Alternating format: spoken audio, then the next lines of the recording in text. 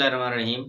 अस्सलाम वालेकुम to my dear students. आज हम लोग जो फर्स्ट ईयर का मैथमेटिक्स है उसमें चैप्टर नंबर 3 जो है मैट्रिसेस एंड डिटर्मिनेंट्स, उसके बारे में हम लोग सीखेंगे।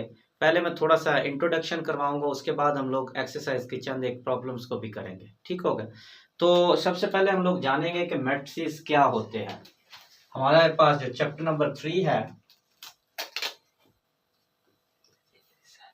ये है मैट्रिसेस एंड डिटर्मिनेंट्स के बारे में।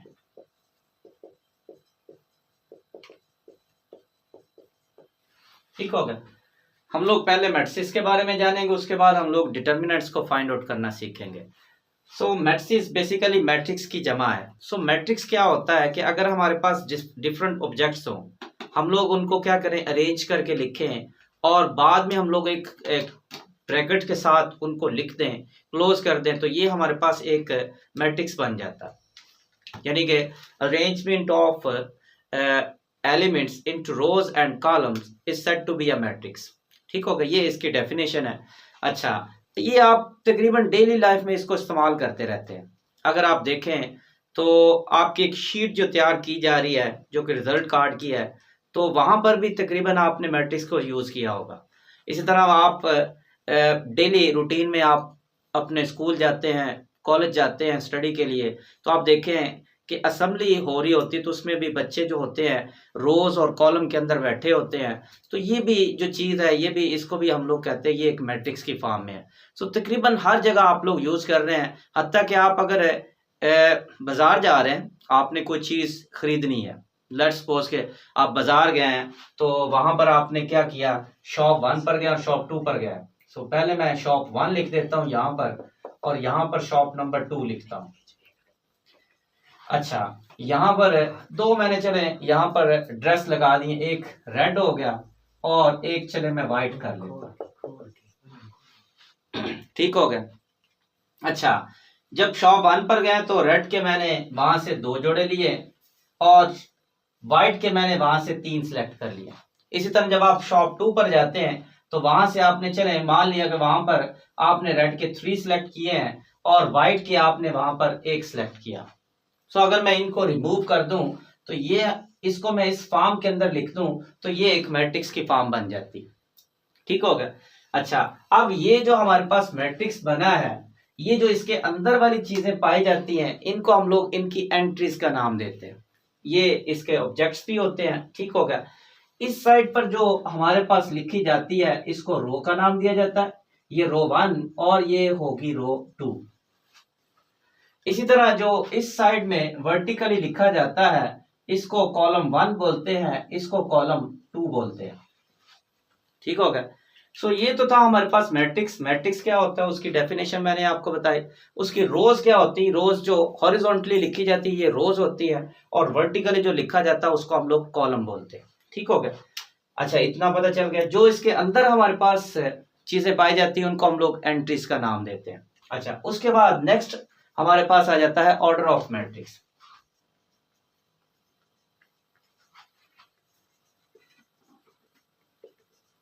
ऑर्डर ऑफ मैट्रिक्स क्या होता है कि number of rows and number of columns of any matrix is said to be order of the matrix. आप जरा गौर करें, इसके रोज कितनी है, 2 है हमारे पास, इसके कॉलम भी हमारे पास 2 है, तो इसका ऑर्डर ऑफ मैट्रिक्स हमारे पास होगा 2 क्रॉस 2, या इसको ये भी बोल सकते हैं 2 बाय 2। इसी तरह अगर मैं मैट्रिक्स एक लेता हूं, लेट्स सपोज कि मेरे पास मैट्रिक्स है 1 2 3 4 5 एंड 6 है। अब जरा गौर करें, इसका ऑर्डर क्या है, इसकी रोज हमारे पास 2 है, तो कॉलम हमारे पास 3 है, तो ये 2 क्रॉस 3 बनेगा। इसको आप 2 बाय 3 भी लिख सकते हैं।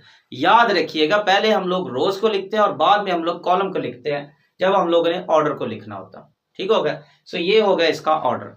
सो नेक्स्ट हम लोग चलते हैं, इसकी चंद एक टाइप्स को करते हैं कि जो मैट्रिक्स होता है उसकी टाइप्स कौन कौन सी होती है। ठीक हो गया? ले जी।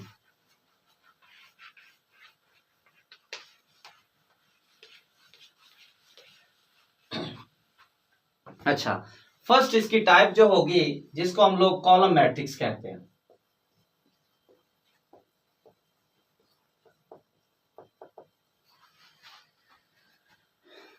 ऐसा मैट्रिक्स जिसकी एक कॉलम होता है उसको हम लोग कॉलम मैट्रिक्स कहते हैं। लेट्स सपोज कि यहां मैंने लिखा है 1 3 लिख दिया। अब जरा गौर करें, इसका एक ही कॉलम है तो इसको हम लोग कॉलम मैट्रिक्स का नाम देते हैं। A matrix whose one column, this matrix is said to be column matrix. Next, जिसको पढ़ते हैं रो मैट्रिक्स।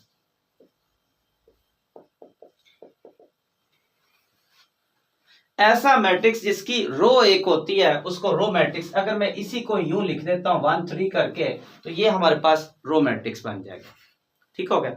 नेक्स्ट है हमारे पास नंबर 3, जिसको हम लोग बोलते हैं स्क्वायर मैट्रिक्स।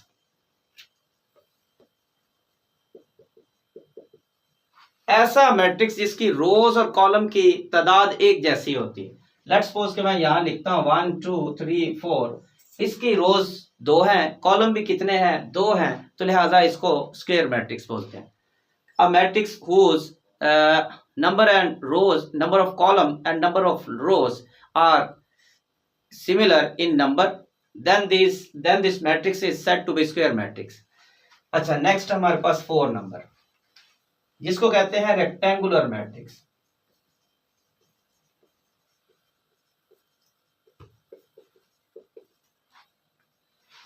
ऐसा मैट्रिक्स जिसके नंबर ऑफ रोज और नंबर ऑफ कॉलम्स एक जैसे नहीं होते। लेट्स सपोज मैं यहां पर लिखता हूं 1 2 3 4 5 6। अब इसकी रोज 2 है, जबकि रोज इसकी 2 हैं, कॉलम इसके 3 हैं, तो इस तरह का जो मैट्रिक्स होता है उसको रेक्टेंगुलर मैट्रिक्स का नाम दिया जाता है। सो नेक्स्ट हमारे पास आ जाता है जिसको पढ़ते हैं हम लोग स्केलर मैट्रिक्स। स्केलर मैट्रिक्स ऐसा मैट्रिक्स जिसके डायगोनल में हमारे पास तमाम एंट्रीज एक जैसी हो। लेट्स सपोज कि यहां पर हमारे पास है 2 0 0 0 2 0 0 0 2। जरा चेक करें, यहां हमारे पास डायगोनल में तमाम एंट्रीज एक जैसी हैं, उसके अलावा बाकी सारी क्या आ रही हैं, 0 आ रही हो, तो इस तरह का जो मैट्रिक्स होता है उसको स्केलर मैट्रिक्स का नाम दिया जाता है। सो नेक्स्ट हमारे पास आ जाता है जिसको हम लोग आइडेंटिटी मैट्रिक्स कहते हैं, विच इज वेरी इंपॉर्टेंट, जो कि बार बार आपका यूज भी किया जाएगा, क्वेश्चंस के अंदर किया जाएगा बकायदा। एक्सरसाइज 3.1 जो उसका क्वेश्चन नंबर 2 भी तकरीबन इसी से रिलेट करता है, जिसको हम लोग आइडेंटिटी मैट्रिक्स का नाम देते हैं।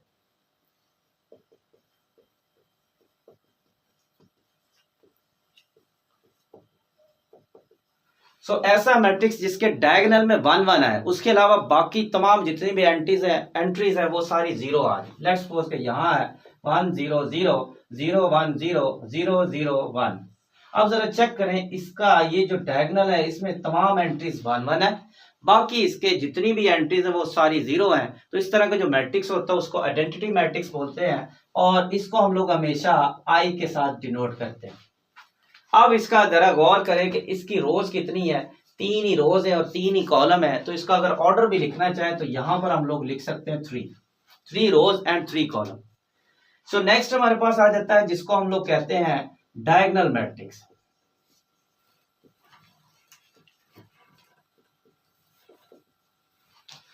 डायगोनल मैट्रिक्स क्या होता है, ऐसा मैट्रिक्स जिसके डायगोनल में डिफरेंट एलिमेंट्स हो।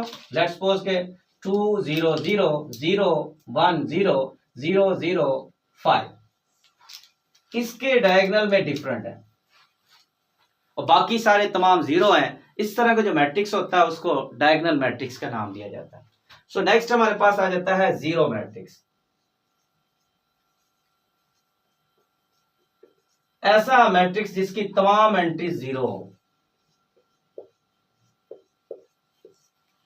इस तरह के मैट्रिक्स को हम लोग जीरो मैट्रिक्स का नाम देते हैं। ये जितनी भी एंट्रीज, चाहे 1 हो चाहे 2 4, जितनी मर्जी एंट्रीज हो, अगर वो सारी की सारी 0 आ गई हैं, इस तरह के मैट्रिक्स को हम लोग जीरो मैट्रिक्स का नाम देते हैं, या फिर नल मैट्रिक्स भी हो सकता है। ठीक हो गया। सो ये थी हमारे पास चंद एक इसकी टाइप्स थी मैट्रिक्स की, कि मैट्रिक्स क्या होता है। उसके बाद हम लोगों ने उसकी ऑर्डर जो है उसको हमने डिस्कस किया। उसके बाद हम लोगों ने इसकी चंद एक टाइप्स को हम लोगों ने डिस्कस किया। अच्छा, नेक्स्ट हमारे पास आ जाता है जिसको हम लोग transpose of the given matrix कहते हैं। सो ट्रांसपोज ऑफ मैट्रिक्स क्या होता है, अगर हम लोग इंटरचेंज कर दें नंबर ऑफ रोज को नंबर ऑफ कॉलम में चेंज कर दें और नंबर ऑफ कॉलम को नंबर ऑफ रोज के अंदर चेंज करें। लेट्स सपोज ये मेरे पास ये एक मैट्रिक्स है, 1 2 3 4 5 6 है, ये एक मैट्रिक्स है। अब अगर मैं इसका यहाँ स्मॉल p ऊपर डाल देता हूं तो इसको बोलते हैं ट्रांसपोज ऑफ मैट्रिक्स। सो इस रो को मैं कॉलम में लिख देता हूं, दूसरी रो को दूसरे कॉलम में लिख देते हैं। अब ये जो मेरे पास मैट्रिक्स आया इसको हम लोग कहते हैं transpose of the given matrix. ठीक हो गया। सो ये हमारे पास transpose of the given matrix. इसी तरह नेगेटिव मैट्रिक्स भी हो सकता है। सो नेगेटिव मैट्रिक्स क्या होता है, कोई भी मैट्रिक्स दिया अगर उसके अगर साइन को चेंज कर दें तो ये एक नेगेटिव मैट्रिक्स बन जाएगा। सो ये चंद एक टाइप्स थी जो मैंने आपके साथ शेयर की है। अब नेक्स्ट हम लोग इसके जो है इसके एडिशन को सीखते हैं और इसकी सब्ट्रैक्शन को भी सीखते हैं, और फिर उसके बाद हम लोग मल्टीप्लिकेशन, जैसे ही मैं क्वेश्चंस करूंगा तो वहां से आपको इसकी समझ आ जाएगी। सो खैर मैं इसकी डायरेक्ट ही कुछ एक्सरसाइज के क्वेश्चंस लेता हूं, उनको करता हूं, यहीं से आपको एडिशन, सब्ट्रैक्शन और मल्टीप्लिकेशन की समझ आ जाएगी। क्वेश्चन नंबर 1, उसका पार्ट नंबर 2 है। ए और बी मैट्रिक्स दिया गया, जबकि उसने कहा 3b - 3 है equals to 3 into b minus a. इसको आपने वेरीफाई करना है। हम लोग पहले इसकी लेफ्ट हैंड साइड लेते हैं। आप लेफ्ट हैंड साइड ले लें या दोनों को इकट्ठा चला लें, एक ही मतलब है। सो मैं अलग अलग कर देखता हूं। चलो 3b - 3 है। अब हम लोग ऐसा करते हैं, बी का मैट्रिक्स लिखते हैं 1764 - 3 इंटू ए का मैट्रिक्स 2315।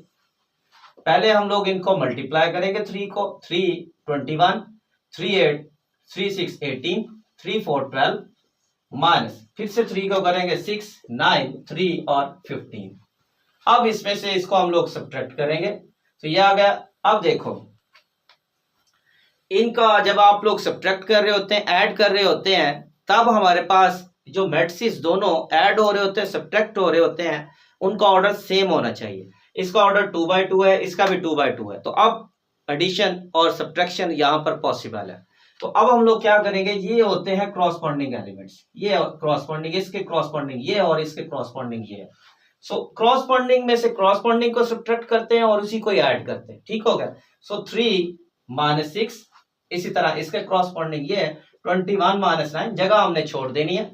18 - 3, इसी तरह 12 - 15 है। अब आप इसमें से माइनस करें, 3 - 6 तो -3, 21 - 9 तो ये हमारे पास 12 आ जाएगा, 18 - 3 तो ये आ गया 15, 12 - 15 तो ये -3 आ गया। सो ये हमारे पास है लेफ्ट हैंड साइड आ चुकी है। ठीक हो गया। अब हम लोग इसी तरह राइट हैंड साइड को भी लेकर आएंगे, क्योंकि हमारे पास लेफ्ट हैंड साइड ये आई है, यही हम लोगों ने राइट हैंड साइड बनानी है। तो मैं थोड़ा सा इसको रेस कर लेता हूं पहले। अब हम लोग राइट हैंड साइड की तरफ चलते हैं।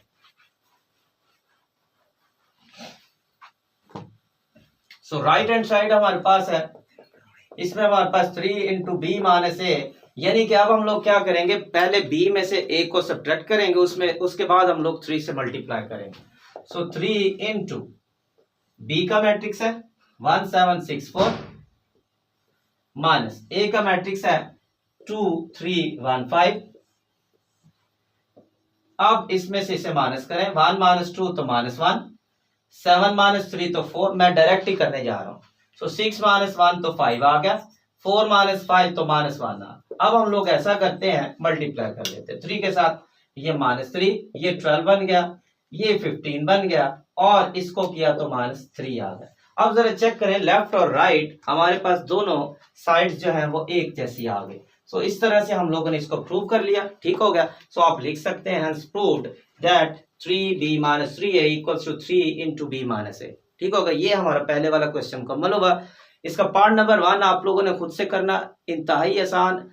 पार्ट नंबर 2 थोड़ा सा ये मुझे लग रहा था कि यहाँ से अगर मैं इसको समझा दूं तो 1 की आपको ऑटोमेटिकली समझ आ जाएगी। तो अब हम लोग चलते हैं क्वेश्चन नंबर 2 की जानिब। क्वेश्चन नंबर 2 को करते हैं। ये भी बड़ा इंतहाई इंपॉर्टेंट पार्ट है, सो इसको लाजमी तौर पर सीख लें, क्योंकि पेपर में आने के काफी इसके चांसेस होते हैं और आ भी चुका है।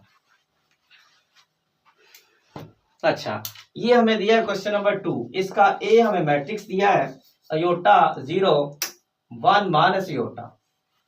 कहा जा रहा है प्रूव करो a रेस्ट पावर 4 I2 के बराबर हो।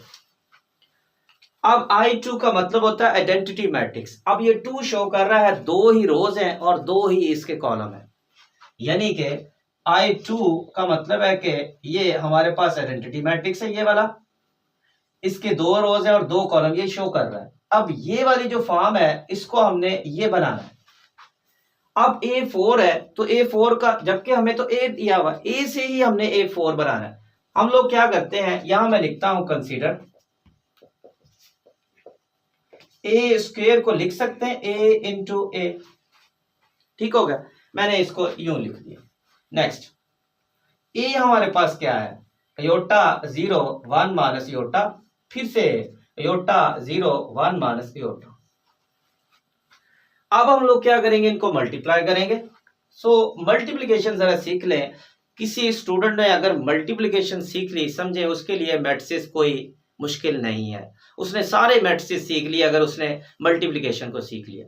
तो बड़ी तवज्जो के साथ आपने इसको देखना है। अगर कहीं से समझ नहीं आ रही है तो आप लोगों ने इसको बार बार रिज्यूम करके इस वीडियो को देखना है ताकि आपको अच्छी तरह से समझ आ जाए। अगर फिर भी समझना है तो कमेंट्स में जाएं, मुझे कमेंट करें, वहां से मैं इंशाल्लाह दोबारा से आप लोगों को इसका सोल्यूशन निकाल के दे सकता हूं। ठीक हो गया। अब आपने मल्टीप्लिकेशन कैसे करनी, सबसे पहले चेक करना क्या है, मल्टीप्लिकेशन पॉसिबल भी है कि नहीं। तो देखना यह है कि पहले वाले के कॉलम और दूसरे वाले की रोज अगर एक जैसे आ गए तो मल्टीप्लिकेशन पॉसिबल है, अदरवाइज मल्टीप्लिकेशन पॉसिबल नहीं होगी। पहले वाले के कॉलम चेक करें, 2 कॉलम है, दूसरे वाले की रोज चेक करें, 2 रोज है, यहां पर मल्टीप्लिकेशन पॉसिबल। ठीक हो गया। अब मल्टीप्लिकेशन करनी कैसे, अगर बिलफर्ज यहां पर कॉलम 2 है, रो यहां पर 2 नहीं है, वो 1 है या 2 से ज्यादा है, तो इसका मतलब यहां पर आपने लिख देना है मल्टीप्लिकेशन इज नॉट पॉसिबल। ठीक हो गया। अब मल्टीप्लिकेशन देखे करने जा रहे हैं, इस रो को इस कॉलम से करना है। कैसे करना है, इस रो का पहला, कॉलम का पहला, iota into iota, iota square बन गया। रो का दूसरा, कॉलम का दूसरा 0 मल्टीप्लाई 1, तो ये आ गया 0। फिर जिस तरह इस रो को इस कॉलम से किया, इसी तरह इस रो को इस कॉलम से करेंगे। फर्स्ट एलिमेंट 0, सेकंड एलिमेंट 0, तो ये भी आ गया 0। जिस तरह इस रो को दोनों कॉलम से किया है, इसी तरह इस रो को दोनों कॉलम से करेंगे। सो इस रो का फर्स्ट एलिमेंट कॉलम का फर्स्ट है योटा, रो का सेकंड, कॉलम का सेकंड माइनस योटा। जो साइन आ रहा है मल्टीप्लिकेशन करने के बाद वो भी साथ लिख देना है। इस तरह इस रो को अब दूसरे कॉलम से करेंगे, जिस तरह इस रो को पहले कॉलम से किया, दूसरे से भी वैसे ही करेंगे। फर्स्ट एलिमेंट 0, रो का दूसरा, कॉलम का दूसरा, माइनस माइनस प्लस हो गया, अयोटा स्क्वायर बन गया। अब अयोटा स्क्वायर हमें पता किसके इक्वल होता है, -1 के इक्वल होता है। तो हम लोग इसकी जगह लगा देंगे -1, तो ये आ जाएगा -1 + 0, तो -1, ये आ गया 0, अयोटा माइनस योटा, ये भी बन गया 0, अयोटा स्क्वायर -1 + 0, तो -1। अब ये हमारे पास a स्क्वायर आ चुका है, हमने A4 बनाना है। अगेन हम लोग देखते हैं कि A4 जो है इसको लिख सकते हैं a square into a square. अब a स्क्वायर हमारे पास जो निकला हुआ है ये वैल्यू निकली हुई है। अब हम लोग इसको इसकी जगह पुट कर देते हैं, -1 0 0 -1, इसकी जगह भी -1 0 0 -1 लगा देते हैं। अब इनको आपस में मल्टीप्लाई कर देते हैं, इस रो को इस कॉलम से करेंगे, फिर इसी रो को इस कॉलम से करेंगे, जैसे पिछला हमने सीखा है। रो का फर्स्ट, कॉलम का फर्स्ट, +1 बन गया, -1 मल्टीप्लाई -1 तो +1, रो का सेकंड, कॉलम का सेकंड, ये हो गया 0। ठीक हो गया। इसी तरह इसी रो को दूसरे कॉलम, रो का फर्स्ट, कॉलम का फर्स्ट 0, रो का सेकंड, कॉलम का सेकंड हो गया 0। इसी तरह सेकंड रो को भी दोनों कॉलम से करेंगे, फर्स्ट 0 सेकंड 0। इस रो को फिर इस कॉलम से, फर्स्ट 0 सेकंड -1 मल्टीप्लाई -1 तो +1। सो ये 1 + 0 1 0 0 और ये भी हो गया 1, 0 + 1 तो ये 1। अब जरा गौर करें कि ये हमारे पास आइडेंटिटी मैट्रिक्स ना बन गए जो कि I2 है, यानी कि रोज भी 2 और कॉलम भी 2 है, तो ये हमारे पास इसका ऑर्डर भी 2/2 आ गया।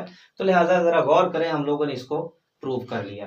तो आप लिख सकते हैं hence proved that a⁴ बराबर I2 के, ये प्रूव हो गया।